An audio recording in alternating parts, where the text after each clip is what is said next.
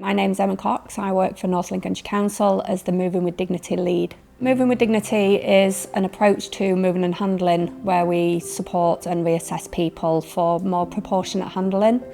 So traditionally, sort of historically, it was often thought, and it was often a myth, that where people required assistance with equipment to aid moving and handling, it was often deemed that that person would require assistance of 2 handlers or even more. So this particular gentleman, he was being supported in a profile bed 4 times a day with 2 workers. So I visited this gentleman in his home and I assisted him with some single-handed equipment, which was Wendylet sheets and a wedge. So the next day I visited and met with the care agency workers, showed them some techniques with the Wendylets, and they was able to support this gentleman single-handedly. So this gentleman went from being a double up 2 workers to 1 worker.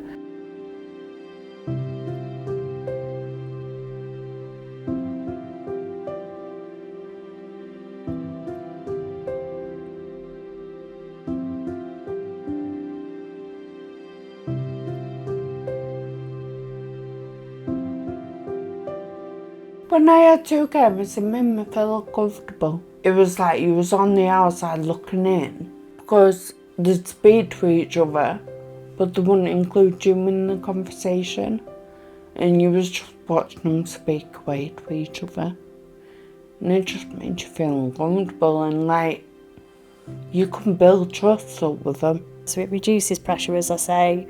There is a cost element. It helps to reduce the cost for the service user, helps to reduce how much care and support that they need in the long term, reduces their need for formalised care moving forwards, and helps people to become more independent and get back to their baseline, because a lot of the time people come out of hospital, they're not at their baseline mobility and independence. So Moving with Dignity really helps to help them to move forwards really, and to get back to how they were. So by doing the training, I've recently had somebody in short stay. He didn't want to be in the care home any longer than he had to be. He was really desperate to go home, and reducing him down to 1 carer helped that go quicker.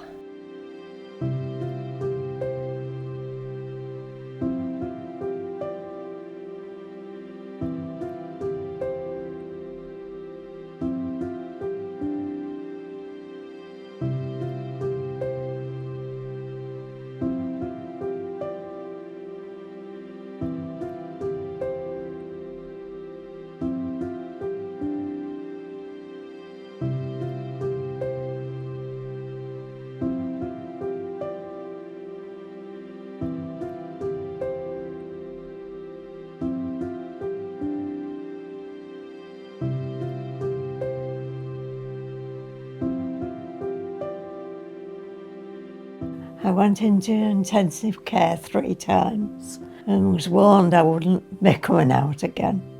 I came out of hospital and went into the Grange to start with, but I ended up back in hospital from there with gastroenteritis. I then went into Bridgewater nursing home. I couldn't walk. I needed 2 people to get me to stand up. It's given them a bit more confidence that they can actually do it. You know, they can do more themselves and not rely on somebody else to do it for them, because we want people to still be as independent as they can be. It's just something that we can tell family members about, so then they're not worried that, oh, okay, then it takes 3 or 4 people to move somebody. No, it doesn't. No, it doesn't. Challenge accepted. We will make sure it doesn't. But then my angels came. Emma and Anna.